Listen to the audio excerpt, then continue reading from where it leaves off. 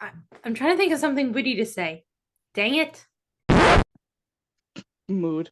I've used all my brain power. Anyway, I can't say words. It's fine. Words are fine.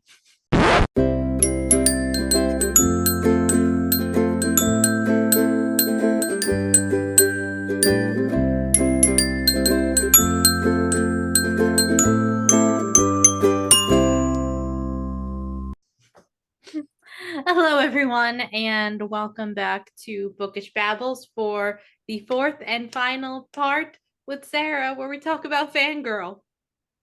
I'm not ready for this to be over. Well, all good things have to come to an end, Okay, but it unfortunately. took you a year to get through the all of your Hunger Games books, and here we are in 3 months. Yeah, well, that's because I'm a crazy person who decided to do close readings of a few chapters at a time, and will do for all of the Rick Riordan books. My God. I'm I'll be scared. on that one for at least like 3 years. Yeah, I'm scared for you. Yep. But You're gonna need anyway, to break episodes between series. yeah, most likely. I often did break episodes between books of Hunger Games books. But anyway, so lots of stuff happens, and I'm realizing that through this reread, in the times I've reread this book before, I may not have read them all the way through because there were a few scenes that actually like surprised me and I forgot about. It was really interesting seeing what I pointed out and what you pointed out. Oh, you're able to get to the notes? Yes, it actually let me in. It is Yay! decided that since it is the last episode, it'll cooperate. Woohoo, yay, technology. Just like how Anchor or Spotify for podcasters, I still call it Anchor, guys. Decided to cooperate with the clips finally because like when I make those text clips that I put on like, Instagram and TikTok, it wasn't letting me edit the text, and it's finally letting me edit the text now. So what that means is I have a shit ton of catching up to do with my social media posting. So if you're wondering why one day I just have a bunch of posts go up at once, that's why. Hello. Allison, before we get too far, you have your book nearby. Yes, I have my book. Good. All right. So, we are on chapter 26 now. It's beginning of the end. How you feeling? I want to cry. I know. I cried finishing the book today. Oh no. Were you at, was it before or after work? After Okay. I left the end of the book as a treat for myself. Nice. I had the wrong tab open for notes. I'm like, where are my notes? Oh, Oh, yep. So the chapter opens with Kat seeing Professor Piper again, and I just wrote tries and fails to back out of writing final project. we also learn that the professor is a historical fiction writer. Which I think is pretty cool. I wonder if this was before or after the weird trend that's happening now, where historical fiction authors are having main characters get knocked up by historical figures. I'm seeing as this book was published in 2013. I'm gonna say before. It happened to me in two books back to back. I mean, if you had a nickel for every time you read a book where the main character gets knocked up by a historical figure, you'd have 2 nickels. That's not a lot, but it's weird that it happened twice. In like the same month of you reading those books. Yes. Everyone go see Sarah's bookstagram to see what book she's talking about. Yes. I've posted about them both. Woo! And the author even liked your post. Both times. Woo! All right, but I feel like Kat's like her trying to back out and then not being able to because of people pleasing tendencies. I feel that on a deep level, on a very, very deep level. It's how I've gotten through some things in life. Yeah. Like the time I did a polar plunge. Oh God. I never knew you did it. I remember when your family did it. Yeah, when Dad and Brady did it, but I did it first in like 8th grade. Oof. You couldn't pay me enough. Yeah, one, I was like, it's for charity. I got to do it for the charity. And I don't even remember what the charity is anymore. And also, partially to mess with my dad, because the only way my dad was going to back out is if I backed out. Because he's like, well, if my daughter backs out, I can justify it because it's like I'm supporting her, but I can't back out on my own while my Sounds daughter like does it. sounds like him. Yep. think I think he was worried I was gonna get frostbite too, which I mean, I don't react to the cold very well. So anyway, moving on. So Oh, you have wait. the next note. Yes, I do. Um, so because while they're talking, Kath mentions like I can't write anything original. I don't have any, new worlds inside me, meaning like she doesn't think she could be a fantasy writer because Simon Snow is what she knows, and she believes that's the kind of work she should be writing since she's so good at fan fiction. But as Piper points out, no, you don't. That's not the only way to be a writer. Plenty of writers write within our real world, like contemporary fiction. And so in my note, I just wrote, "Is contemporary fiction technically fan fiction for the real world?" I hate you. Why? Because you're making me think too hard. I know. I'm making myself think too hard right now, guys. I work full time, and now I'm rehearsing for 2 shows at once. So every night this week I have rehearsal, and last week too. Every night it was like work, go to the theater, rehearse, come home, and now I'm recording. Sometimes call Sarah on the way. Yep. Sometimes call Sarah on the way home and scream, but not really scream because I can't afford to lose my voice. Especially now it's flu season. Woo! Everyone take care of yourselves. Self-care. Woo! But, but yeah, anytime someone tries to degrade fan fiction, just say you just break their brains a little bit. Just say, oh well, in that case, Ernest Hemingway wrote about some stuff in the real world. That's technically real world fan fiction or whatever. I can't with you. What? Anything to break the pretentious English major boy's brain. Boys like Nick. Oh, Nick, we hate a man. Yeah. But we'll get to that later. What is your next point, Alyson? Um just I don't have deep thoughts about this scene. I just wrote Kath and Levi argue over carrying her dirty laundry, and it's adorable. I want to make the point that I absolutely feel Kath during the beginning of this scene where she's just so not in the mood for Levi because he is sunshine and rainbows and she is just like no. Like I quote, her head was still in Professor Piper's office and she wasn't in the mood well, for Levi, for the constant good-natured game of him. If Levi were a dog, he'd be a golden retriever. If if he were a game, he'd be ping pong, incessant and bouncing and light. Kath didn't feel like playing. He was sunshine, I was midnight. Midnight. It had to be said. It did. But I understand the feeling because some days, I complain about a thing, and then my mom has practical, helpful solutions and tells me to look on the bright side. And then I'm like, no, mom, I'm not in the mood for a solution. I just want to complain.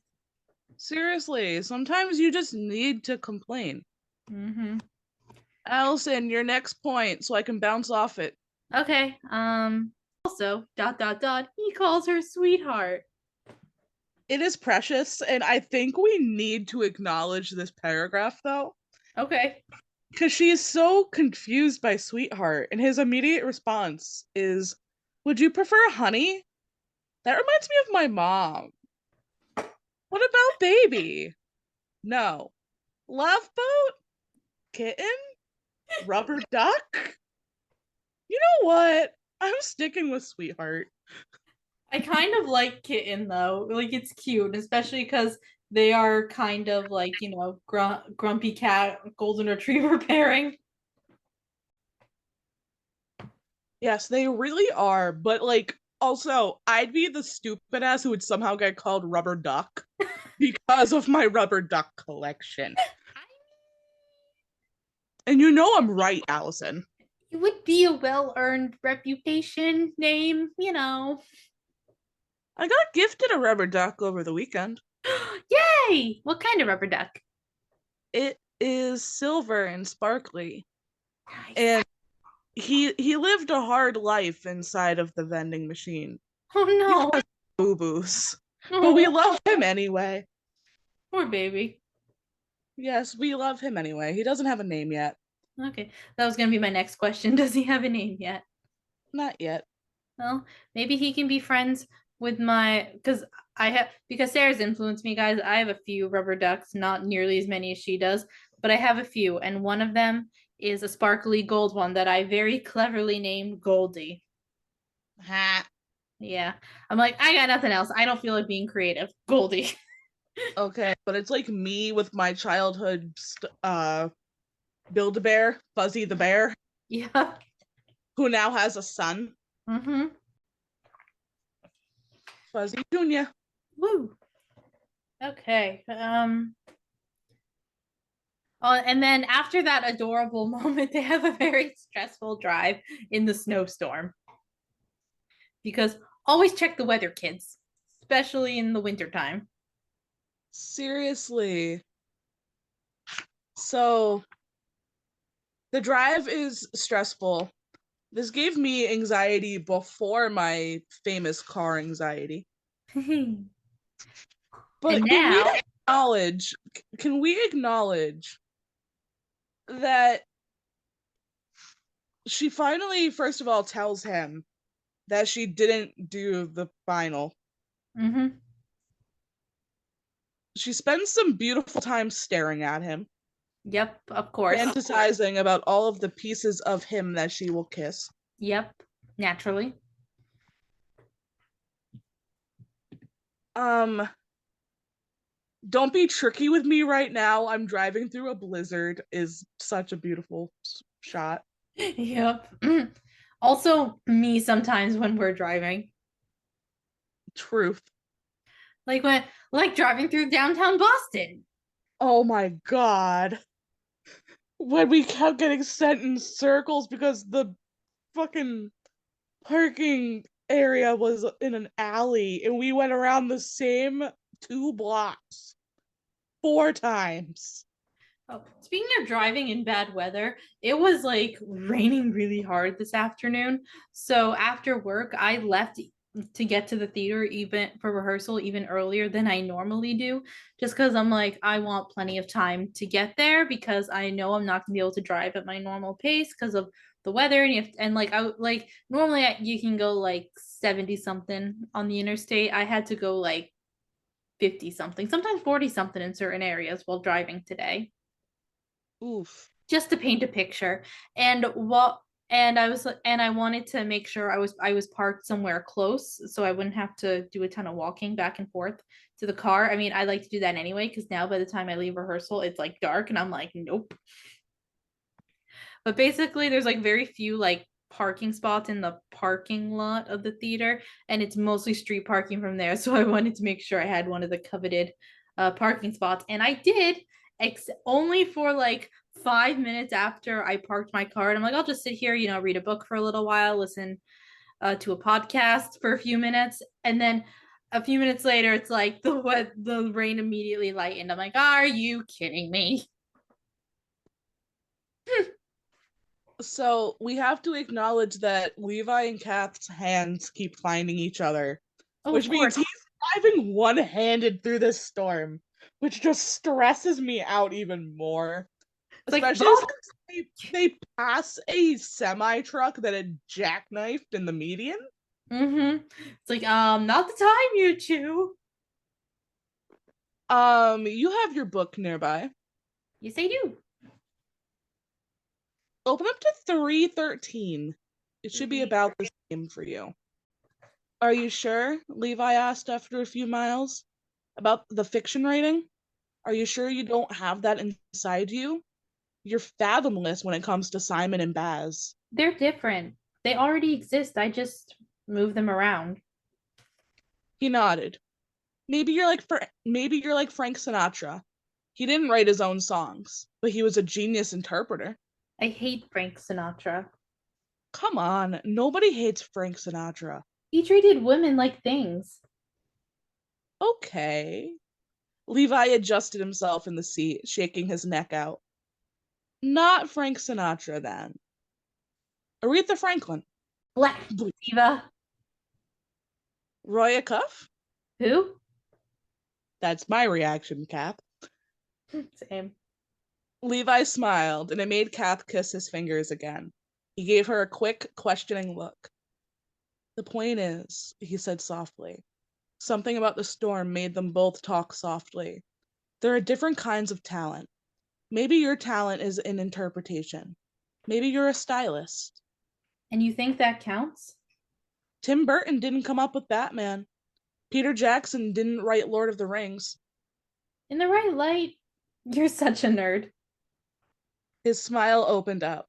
The truck hit a slick spot, and he pulled his hand away, but the smile lingered. A coffee pot shaped water tower slowly moved past his window. They were on the edge of town now. There were more cars here, on the road and in the ditches. Because, of course, they're in the ditches.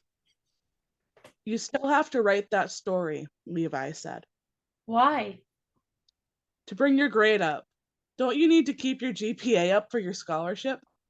She'd only just told him about the scholarship a few nights ago.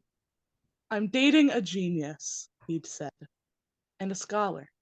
Of course, she wanted to keep her GPA up. Yeah. So write the story. It doesn't have to be great.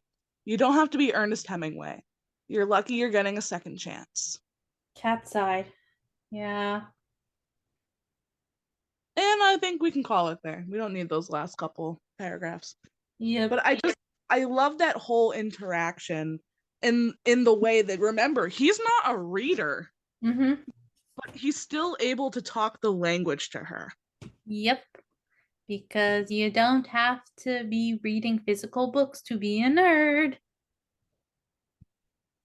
And also, I just want to say Ernest Hemingway was a terrible husband. Okay, but like it goes along with the fact that he's like, oh, Frank Sinatra. Yeah. We're just choosing shitty men. I know. I think Levi does the because I guess again Levi is not really a literary guy. He doesn't know the context like you and I do because we took multiple English classes. Yeah, and But, that ends the chapter. all right. So the chapter 27 opens with them making it to Cat's house in one piece, and I wrote, "Yay!" Oh, where is my point? Because this quote killed me. So they're in the truck and they're just so excited to be there alive that they're cuddling. And right at the end, before they get ready to go inside, Cather, he whispered, I really like you.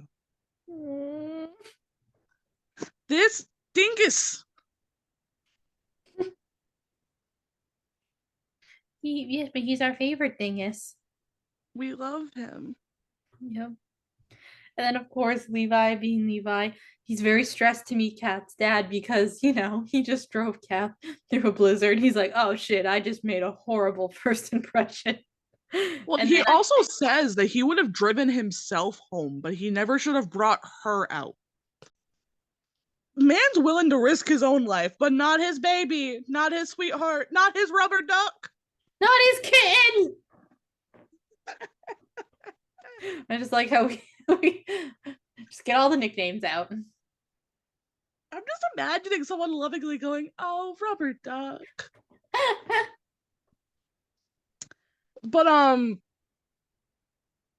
the dad doesn't even realize it's fucking snowing. He's like, what? Looks outside. Ah, it's snowing. Who knew?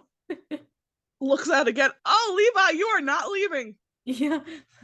Like just completely glosses over the fact that he drove Cat through. It's just like, no, young man, stay here. Better than my father. My father would be giving all the dirty looks. Your father would lock him in the basement. So anyway, yeah. The dad is like, nope, you're staying here. And Kath makes breakfast for dinner, or as my family calls it, Brinner. Love that. Yep. When the Pennsylvania family was up over the summer and everyone was assigned a night to be in charge of dinner, I got assigned one night with Brady. I'm like, great, we're making breakfast for dinner. It's the only thing I can make in large portions that everyone will like. Yeah. We're touching on the point that Levi is absolutely terrified to stay the night, and it is the first time Kath has ever seen him nervous. I know. He's like, he calls her honey, which is cute. Oh wait, no, that's dad. But I love the dad goes, Levi, take off your coat. Kath started taking off her boots and hung her coat on a hook. She pulled on Levi's sleeve again. Take off your coat. Oh, and I didn't write this down, but I love when Levi goes up to Kat's room and he's like, this needs to be preserved as a museum as to what teenage girls were like in the 2010s. Yes. Yep, and it's really cute, and especially because wasn't Kat like super nervous because she's one of her big insecurities about their relationship is, oh no, he's so much more mature than me. I'm still basically a kid, which I mean, yeah, you are a kid when you're a freshman in college, but like Levi doesn't make her feel ashamed of her childhood bedroom. But also, I love that she's like, okay, hold on, I lost my spot. He teases her about it, but in the most loving way. Mm-hmm. No, seriously, I feel like this room should be preserved so that people of the future know what it was like to be a teenage girl in the 21st century. Mm-hmm. And he's so amused that I quote, "Oh God," Levi said, still giggling.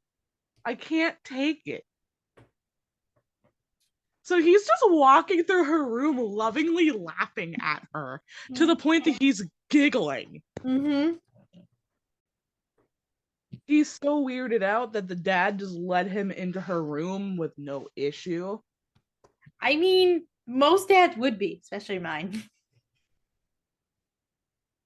I just skimmed and I love this line from Levi. I finally get you up to a room, and now we're talking about my ex-girlfriend and my mom. I forgot about that. They're up there, and she's just asking, like, talking about Reagan, asking about the mom. Let's not forget that Marlise, Levi's mom, is a Baptist. I know. Very active in her church. They had a whole prayer circle to get Levi to break up with Reagan. Yup. When she found out we broke up, she actually raised her hands to heaven. She's like, it worked. You know, I wouldn't mind like a novella or something one day of Kath meeting Levi's family for the first time. Please. Mm-hmm. Like, especially like his sisters too, because I feel like we don't know the sisters at all. No.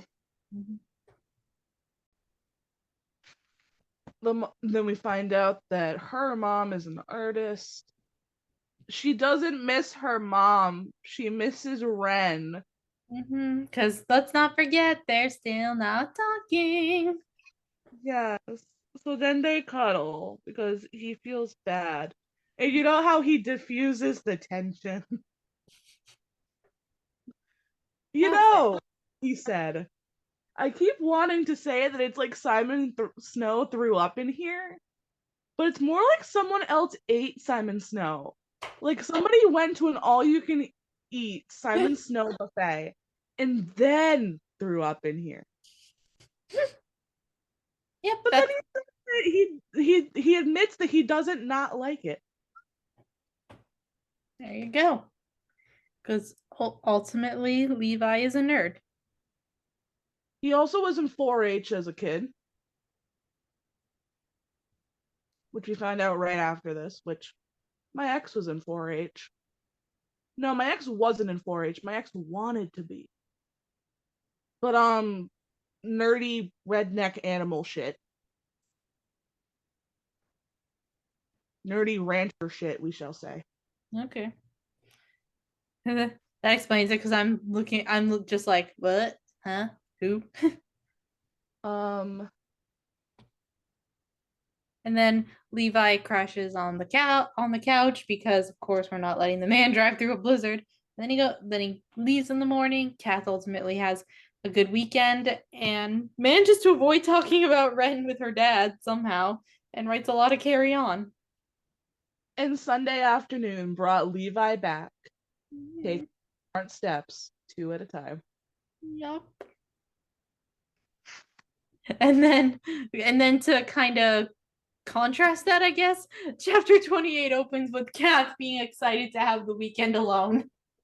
Geez, Cather, if you need a break, just tell me. Levi was lying on her dorm room bed, and he'd just told her that he was going home for a few days for his sister's birthday party. And instead of saying, I'll miss you, or even have fun, Kath had said, Oh, that's perfect. I could see myself saying something like that. To me. Yeah. Love you. Love you too, buddy. Like, hey, I won't be around. Oh, good, I can do this thing. Oh. I just pout on the other line. And I'm like, oh, wait. That's wrong. It was like, I'm getting the sense that was the wrong response. Yeah. But anyway, and then Reagan also goes out on a date and then shortly after Reagan leaves Sarah, who's calling Kat's phone? Ren! And not only that, Kat at first ignores it because she's like, maybe it's another wrong C situation. But the call's back again. It wasn't an accident. And when she picks up the phone, it's not Ren on the other end of the line. It's their mom! Fucking Laura. Fucking Laura. I know we say fucking Kelly, but fucking Laura. My note just says red alert. Laura is it's Laura. Oh wait, no, that's later. Yeah, so Kath calls Reagan, and Reagan turns around, drives Kath to the hospital, and then I wrote red alert. Laura is there. Also, we need to acknowledge that she tried calling Levi first and he didn't answer. Oh, that's right. Because she Our just boy.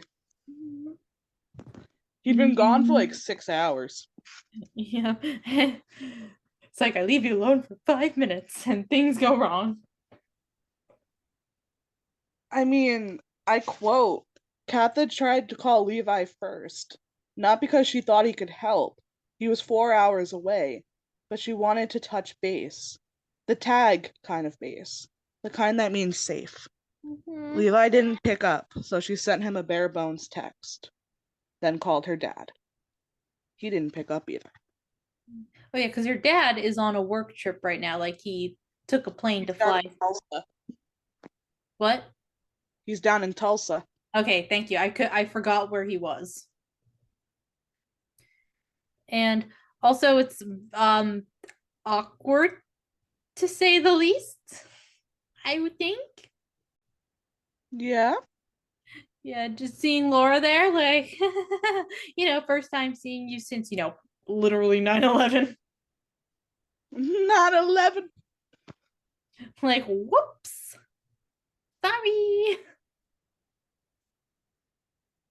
And then, like, Laura stays for like most of the time, but right at the part, like at the part when the nurse is like, "Oh, you can come to the back. Ren should be waking up soon." That's when Laura leaves.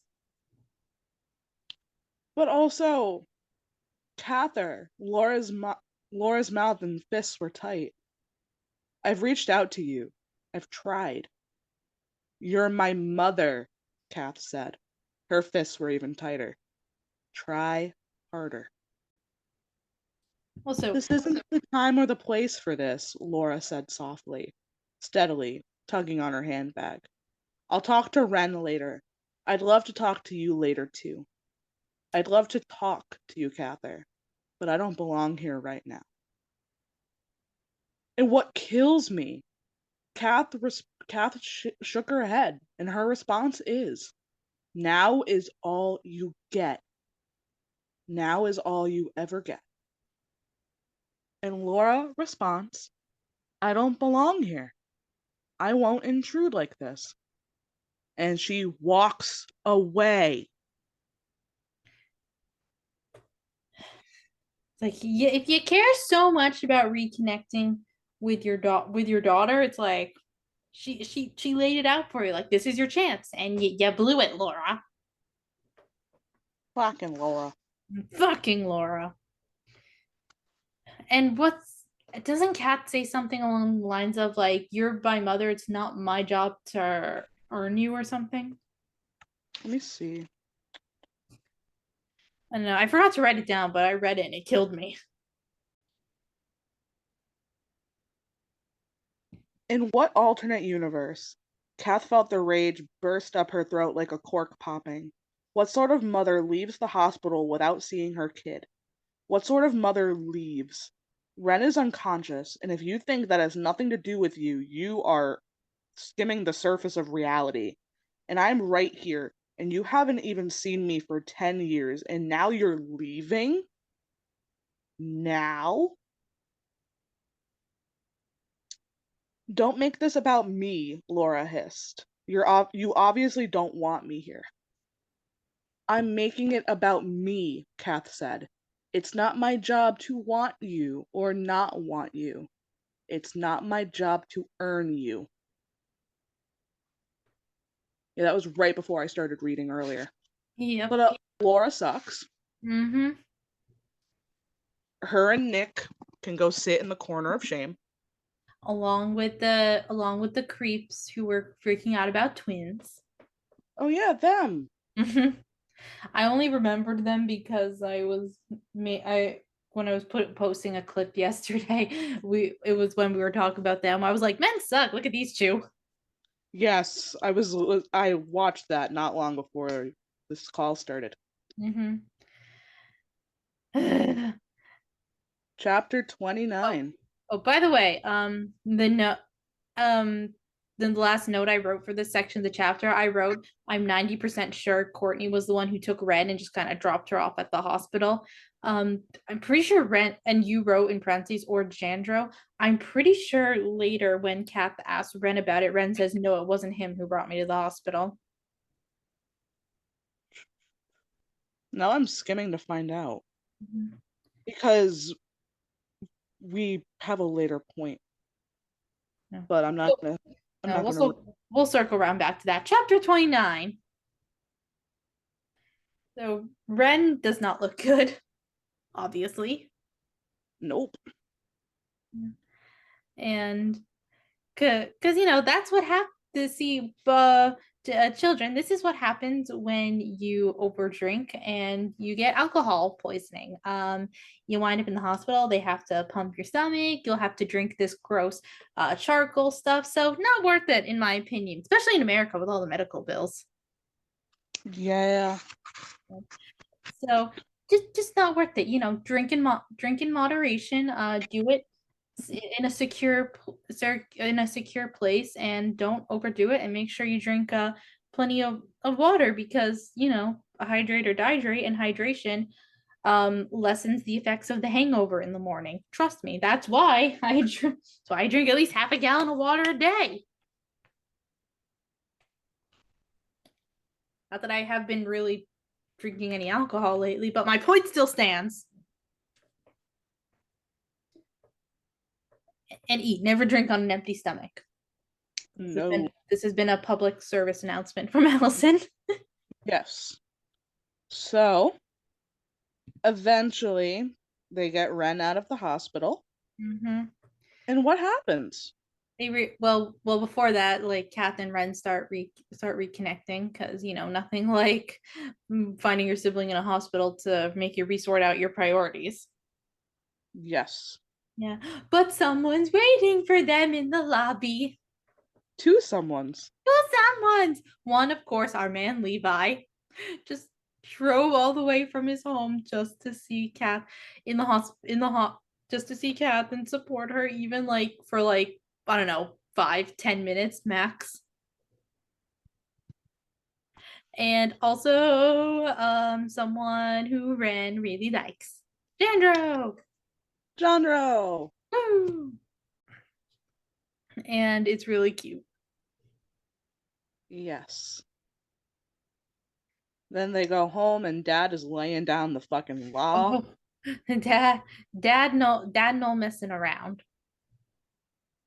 And then chat I just want to say, like, the fic that's right before chapter 30 is one by Kath and Ren, and it's been a while since we've seen one with both of them. And it's just, well timed, because this is when they're finally reconnecting. Because all the fics we've seen before this have just been cats. And suddenly we are at chapter 30, which is more Dad laying down the law. Yep. Which, being a good parent, unlike Laura. Yeah, he threatens not to let her go back to school. Mm-hmm. But in the end, they compromise. She will go back to school, but she can't drink at all, um, and she has to come home on the weekends. And And then do they get her to see a counselor, or I don't see anything about it. okay? And we love the text from Levi that came in while Kath's phone was dead. mm-hmm. Doesn't he say, like, "Hey, write some dirty fan fiction about us"? Oh, that comes later. Okay, I just knew it came around this part. Yeah, about a page later. But the Okay. texts that came through while Kath's phone were dead are, and I quote, "Turning round right now, be there by 3. Mm-hmm. Cather, I really care about you. Seemed like maybe a good time to tell you that. Hour away now. In the waiting room. Not family, can't come back. Hondro's here too, because he spells it wrong. Here, okay, if you need me." And then back in Arnold, gorgeous day. Did you know Arnold has less canyons and sandhills? The biological diversity would make you weep, Cather Avery. Call me sweetheart, and by that I mean that you should call me. Not that you should call me sweetheart, though you can if you want. Call me, call me, call me. Oh my god. And guys, we can tell that Levi is dyslexic because if you heard me slowing down, it's because I couldn't figure out words. I know. Like, I was like, good diversity detail. with an A? Like, good detail for the book. Truly. Like, I love him. You can tell he's a dyslexic because his spelling is shit. I mean, my spelling is shit and I'm not dyslexic, so what's my excuse? See, I know people who are dyslexic, and like the errors that he has line up with the Oh, people. Like, because think if you can't really read the word, you're gonna phonetically do it. You're gonna sound it out. Where diversity with an A makes sense. Diversity. A Mhm. T. Okay, yeah. And then to please Alyson, they talked for a very short period, and a few minutes later he texted her. Idea. If you're bored and you miss me, you should write some dirty fan fiction about us. You can read it to me later. Great idea, right?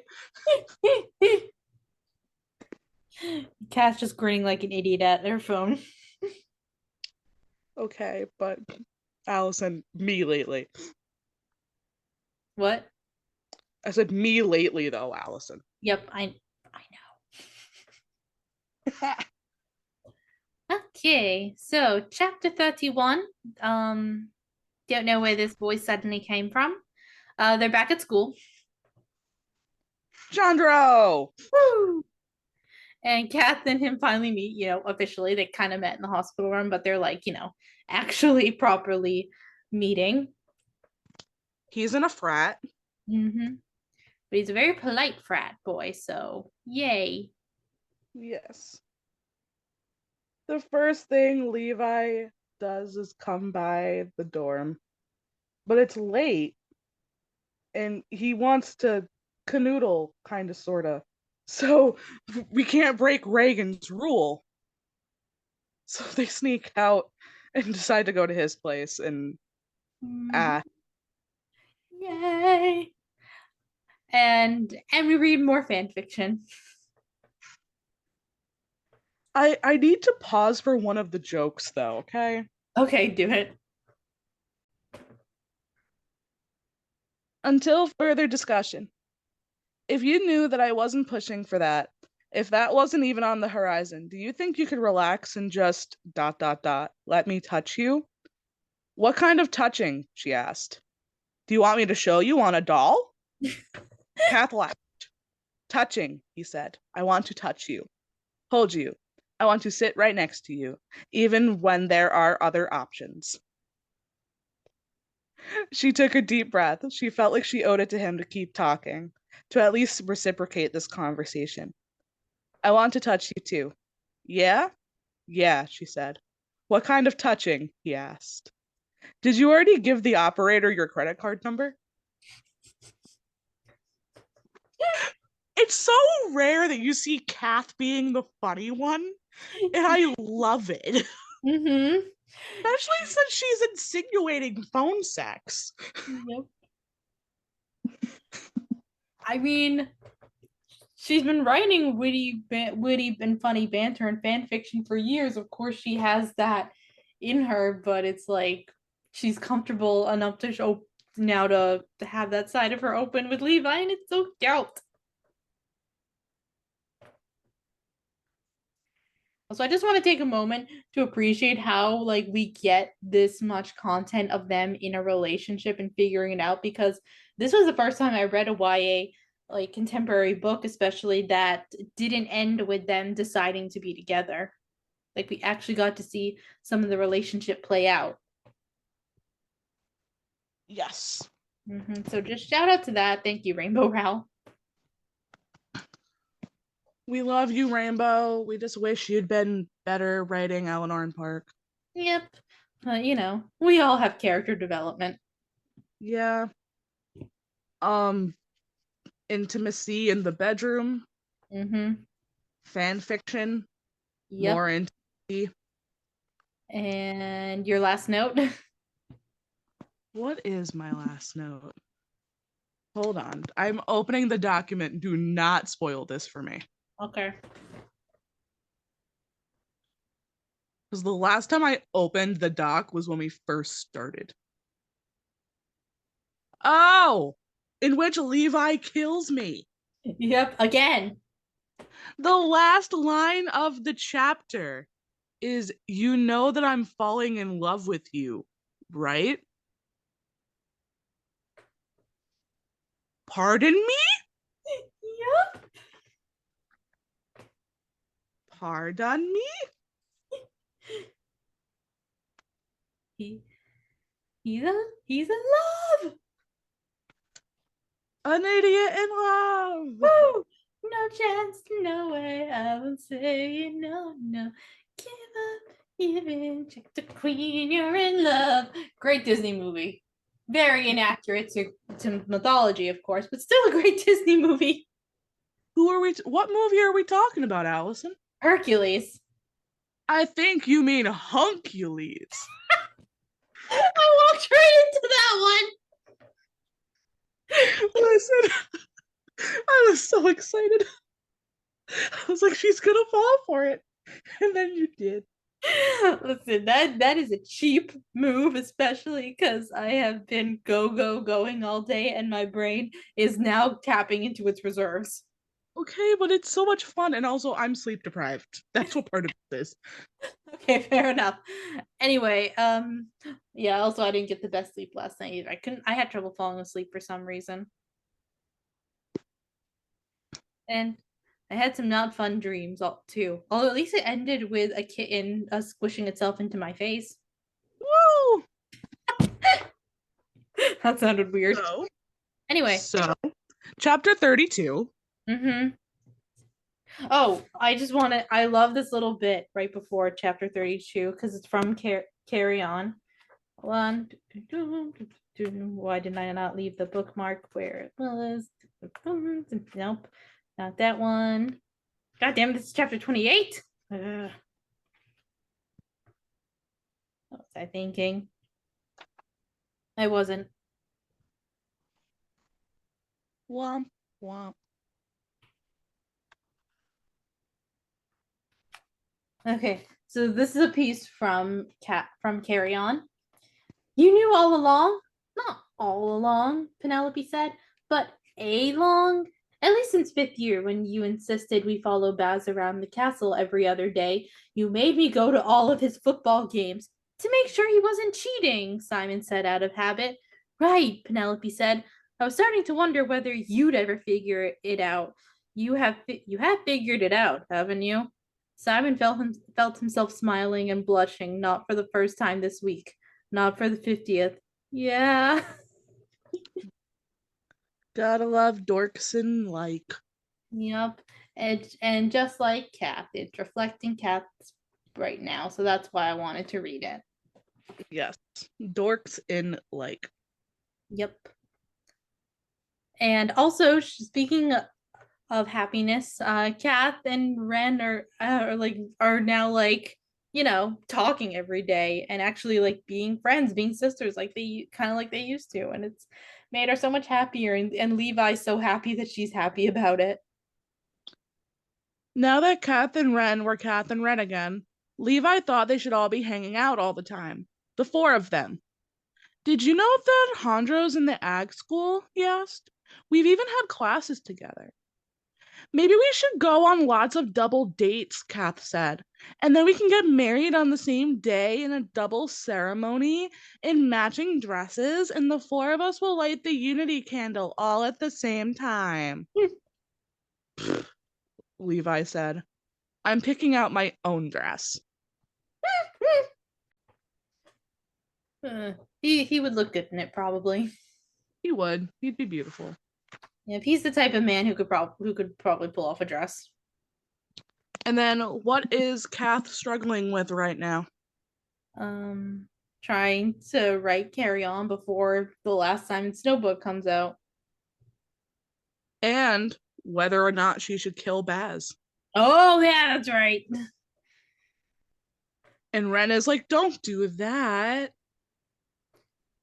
Yeah, and Kat's like, no, it's the ultimate redemption, ultimate act of love and sacrifice, and blah blah blah. And Ren actually kind of has a good point. Living is the best revenge and best redemption, and it, you know, and dying, like sacrificial like death in fiction, is not always a bad thing. I just feel like in the past few years it's happened way too many times, and I want more stories where they do get to live, and because living is the best revenge. And then what are your thoughts on that, Sarah? I'm with you on this one. Mhm. I don't know, maybe it's just the, post-pandemic brain, but I'm like, I just need people living and fighting for life because, two lots of crazy things have happened in the world, and I just like people being happy. Mood. Mhm. So that brings us to 33. Which I don't have a ton to say on, but it is another attempt of Kath to be like, Piper, I'm not going to write the paper. And Piper being like, oh, what, any ideas of what to write about? And Kath's like, my mom. My mom. And then we have more intimacy. Yep. I just wrote, my nose just more intimately by time. Because doesn't Ren also call Kath's like, want to hang out? She's like, nope, Levi time. Yep. Which is probably the first time in their lives Ren has ever been the one to reach out and be like, hey, want to hang out? It's like, nope, I'm with my guy. Because I feel like Kath would never have a blown off Ren for more time with a bell. Right.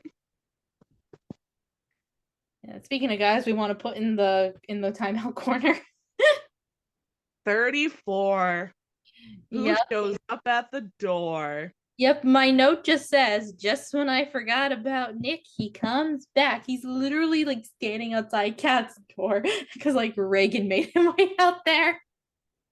Can we pause for a moment to note that Jandro's kind of creeped out by the fact that a straight girl is writing gay smut? Yeah. He thinks it's deviant.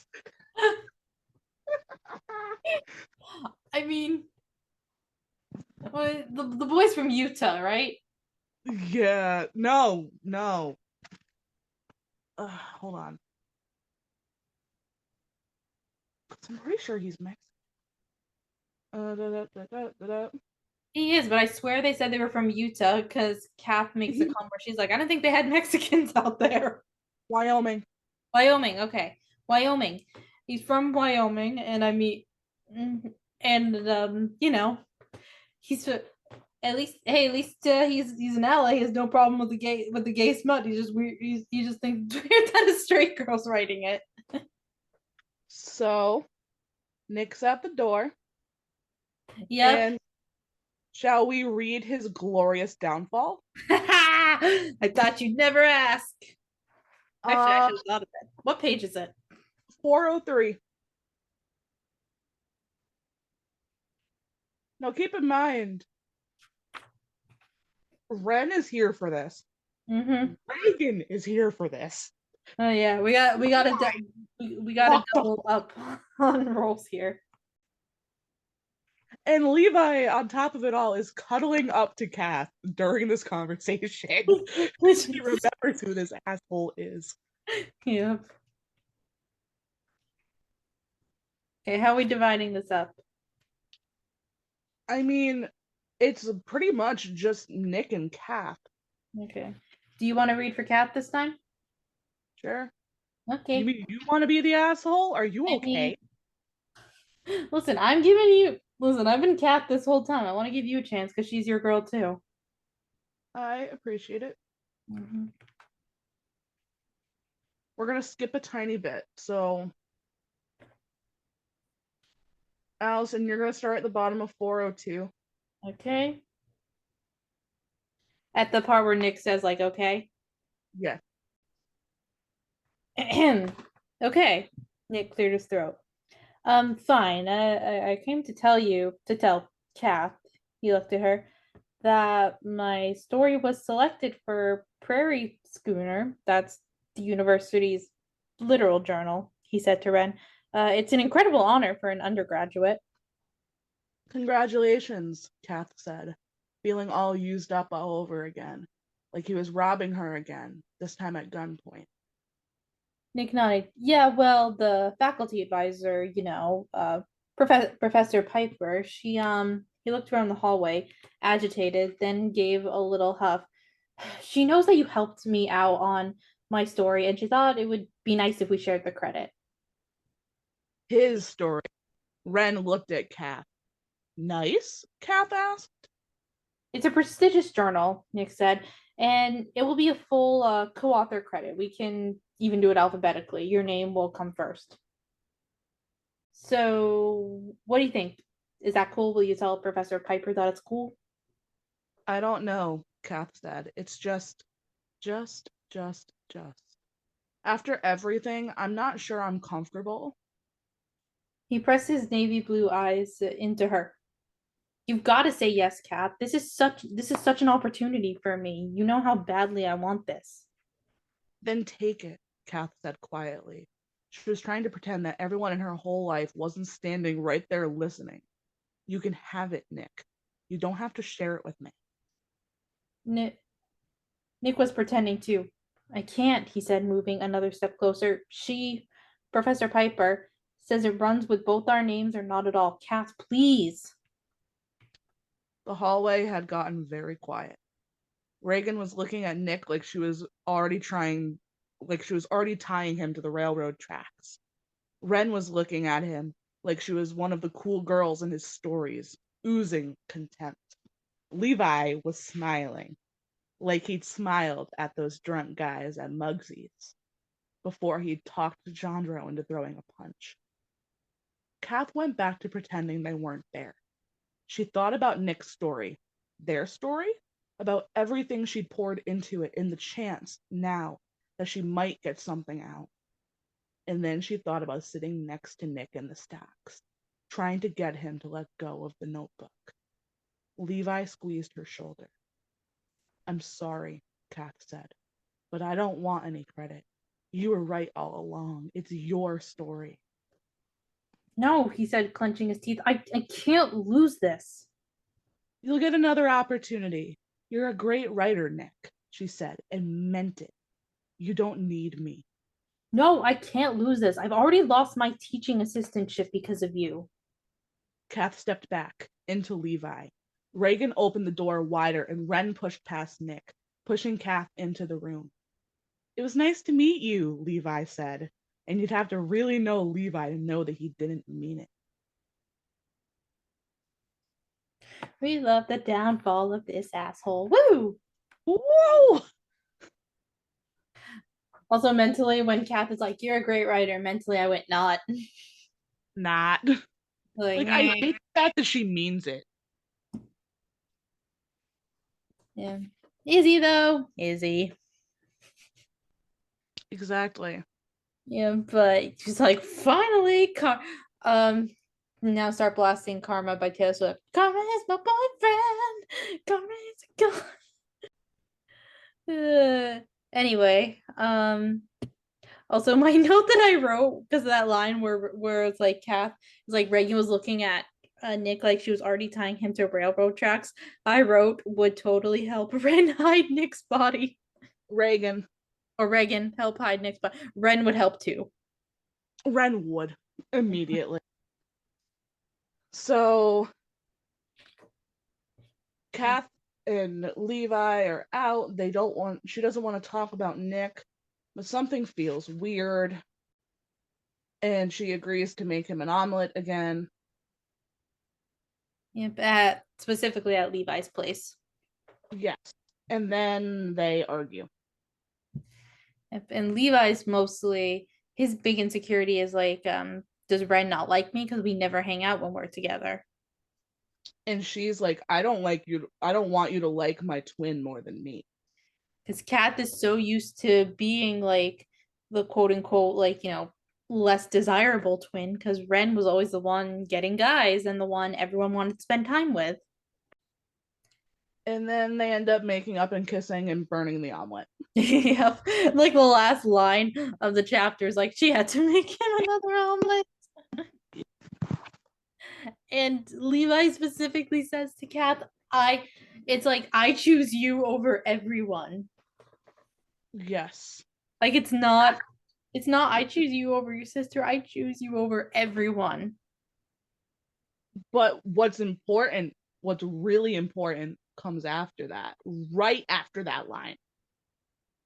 Kath took a painful breath and reached up with one hand to touch his chin. I love you, she said. Levi. Levi's face broke open just before he kissed her. He pulled away again a few seconds later. Say it again. And that is why she's stuck making him another omelet. Mm-hmm.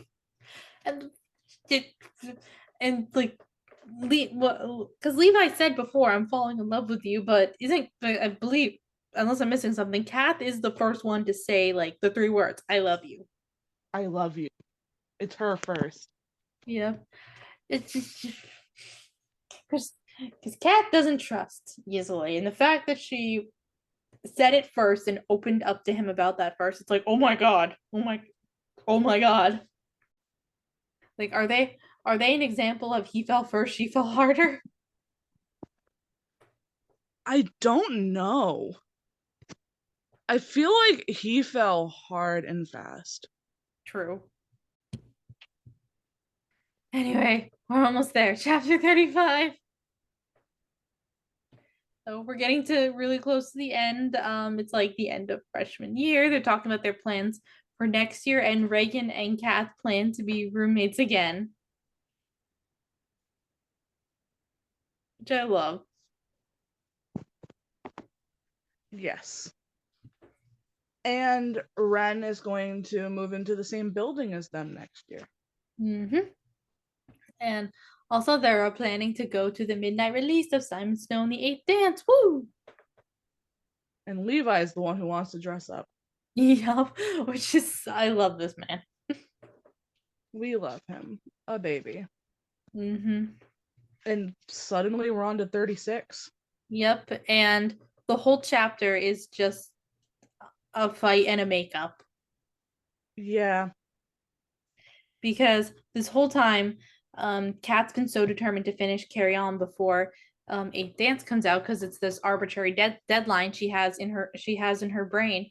She's like, I have to do it. I have to get my say in before the author like closes the curtain or whatever, which isn't true, because fan fiction will still be a thing after the book comes out. I mean, look at all the other fandoms whose last books or like series finales or last movies have come out. Yeah, I'm still finding House of Anubis fan fiction that was written in this year. I love that. Mm-hmm. I may or may not be contributing to that, but I will neither confirm nor deny. Oh god. Anyway. They fight. They make up. Yeah, because as Levi rightfully, I do agree with Levi in this sense, because like, write your project, because do your grade, and the deadline you have in your head for this, for Carry On, ultimately, well, not that it won't matter, because it does matter to her. Like, I understand how important that is, but I also really side with Levi on this one. I don't know. What are your thoughts on the fight? He's right. Mm-hmm. Because you don't get second chances very often. And she's fully taking advantage. Or not taking advantage of it. I more meant that she's taking advantage of the circumstance and just blowing it off again. Mm-hmm. Like it's magically going to fix itself. 37. Yep. So they go back to Levi's house after their fight and makeup. Like, Kath goes to chase Levi because she was realizing how dumb she was being, and he's sitting outside the door. Yes, my man's just like, I'm just going to wait here. I was like, I'm not going far. Whoops. And so they go back to his place, and the next morning he's like, hey, you want me to drive you back? Otherwise you're gonna be stuck here for the day. And she's like, no, I'll stay here. I like it here. And she actually starts writing her final project. I want to acknowledge that I love the setting for this. Mm-hmm. Kath climbed back to Levi's room. It had been warm last night, and they'd fallen asleep with the windows open. But the weather had shifted. It was too cold in here now, especially for someone with wet hair. She grabbed her laptop and crawled under his quilt, doubling it up on top of her. She didn't want to close the windows. She pressed the power button and waited for her computer to wake up. Then she opened a Word document and watched the cursor blink at her. She could see her face in the blank screen. 10,000 words, and none of them had to be good. Only one other person would ever read them. It didn't even matter where Kath started, as long as she finished. And she started. She'd write.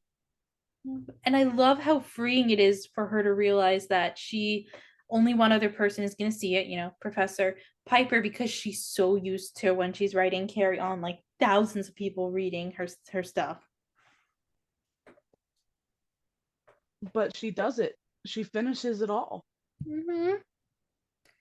And book release party time. Can we acknowledge that she goes at one point and digs a protein bar out of Levi's backpack? Oh my gosh, yes.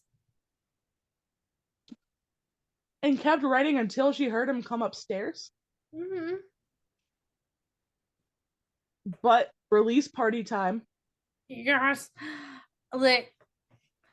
Like if you've ever been like if you're a fan of something, you've ever been somewhere that's like an event for that specific thing and you're just surrounded by other people who are passionate about that thing, like I can't describe it. It's magical. Me standing in the line for 5 sauce. Yes. Trading friendship bracelets. I loved watching you be able to do that.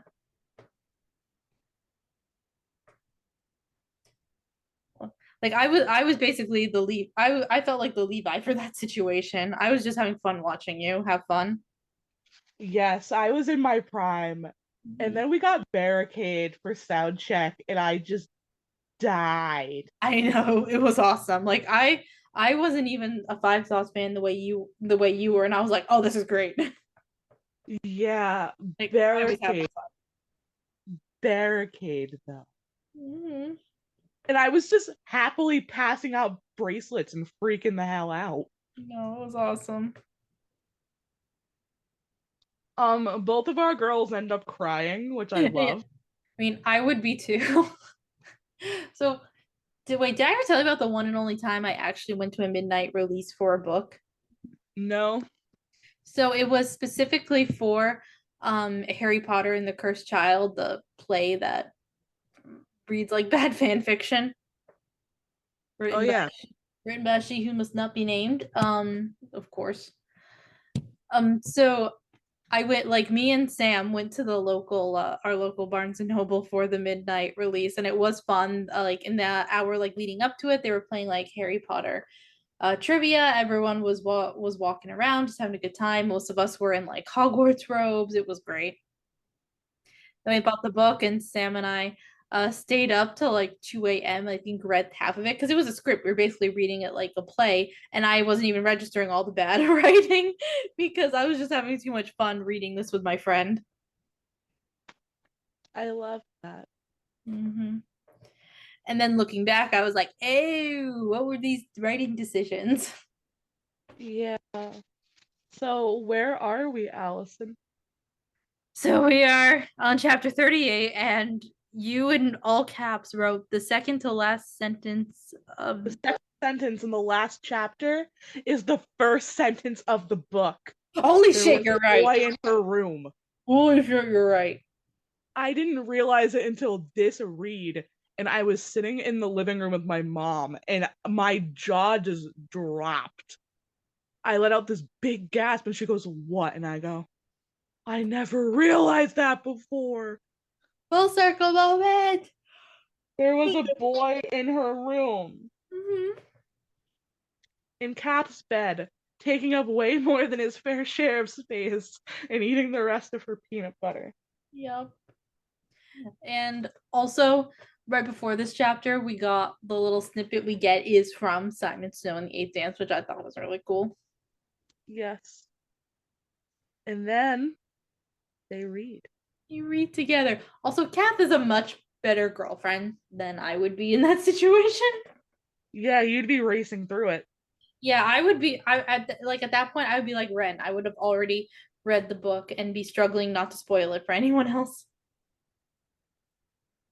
but it's still so cute the way they read it together, and just the catharsis Cap gets from reading the book, and that little snippet we get of Simon and Baz actually like having like a redemption at the end and choosing to fight with Snow the way Cap had been imagining for years. Obviously not the same way because Gemma T. Leslie still has them both in love with Agatha, but still like that, like Cap being so excited, like that's the kind of moment that book readers for, again, the Harry Potter series, the comparisons are inevitable as we've just discussed. Yes. Like that was the kind of redemption arc that for years book readers wanted for Draco and still to this day want. And fanfiction, of course, provides that in plenty. So, and I have a feeling that this was Rainbow Rowell's way of writing that too, which I love. And Alyson, how does our book end? Ends with that snippet of Carry On, and then we get one of those excerpts, and it's not an excerpt from Simon Snow, it's not a piece of fan fiction, it's Kat's final project, which was published in the literary journal. And won. I love it. And just like that, it's over. Yep. Is it bad that I forgot that's where the book ends? I like flipped the page expecting the next chapter, and I was like, huh? What? I forgot too. Because like it ends in the right place for the book, but Rainbow Rowell somehow managed to write it in this way where it feels like it could keep going. Like I feel like I could read 400 more pages of just Captain Levi.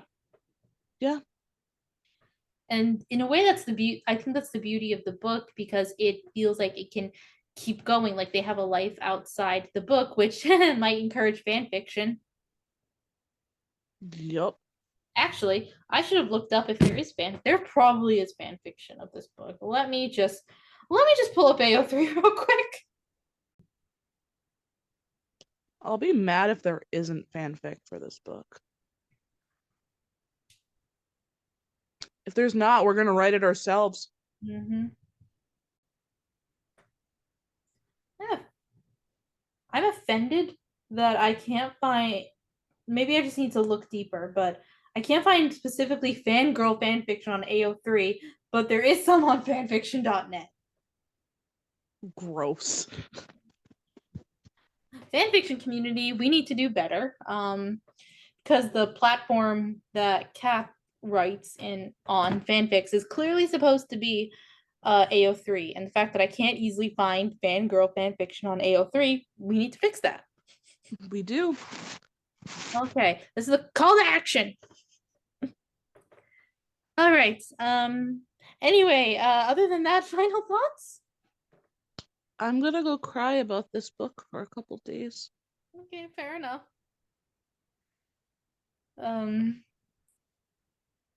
Yeah, this is probably like the most, because every time I've read this book in the past, I'm like, I'm here for vibes and a good time and occasionally some emotional moments. This was probably obviously the most thought I've ever put into this book, because I have to read it for this podcast, and I was reading it with you. Yes. Mm-hmm. The first time we've ever had a buddy read work out. I know, right? Look at us go. We had some delays, but we did it. We did. Yeah.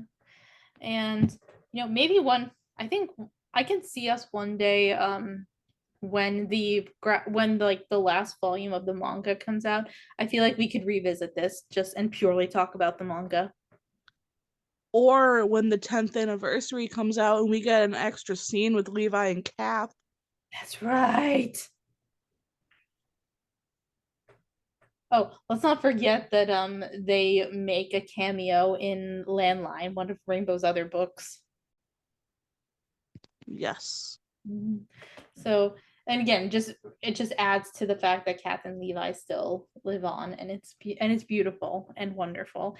And I think this was the first book I think I ever read that explicitly celebrated, in our world, fandom and online fandoms, and how, and kind of helped validate that experience. And I'm glad I had it when when I was in high school. Yes. And again, it gave us wonderful golden retriever boy Levi amongst all the Edward Cullens in YA. Oh my god, yes. Mm-hmm. Like Levi and PETA for the longest time were like the big golden retriever boys that, and really the only big ones that we had that were like, you know, the main love interest that ended up with our main character, and felt validating to get that. But yeah, Yes. yeah, I'm tired and I don't have many other thoughts left. What about you? That is a mood. Yep. I feel like we could one day probably have more deeper thoughts about this book, but for now, like this was good. I'm happy we did this. Me too. Yeah, thank you, friend. Thank you. Hope you all have enjoyed the chaos, and because you'll be stuck with just me for a little while talking about a long series of books. But don't worry, Sarah will still obviously pop up. She'll be like, Alyson, book tag now. Oh yes, I'm good at that. Yeah, she's very good at that, and I love her for that. Yay. But anyway, all our socials in the show notes, of course. One day I'll catch up with my social media posts, but it's all good. So therefore, subscribing is the best way to be notified when episodes are posted. Because clearly I'm bad with social media posting. Yes. But you try. I tried. Outro. Remember, friends, hydrate before you dihydrate. Audiobooks are books too. We And hope you enjoy your morning, noon, or night whenever this finds you. yep. And reading fan fiction counts as reading, guys. Woo! Yes, it does. Just because you can't track it on Goodreads, doesn't mean it doesn't count. But yes, hope you drink water. Hope you have a great day/night, and I will talk to you next time. Bye. Bye.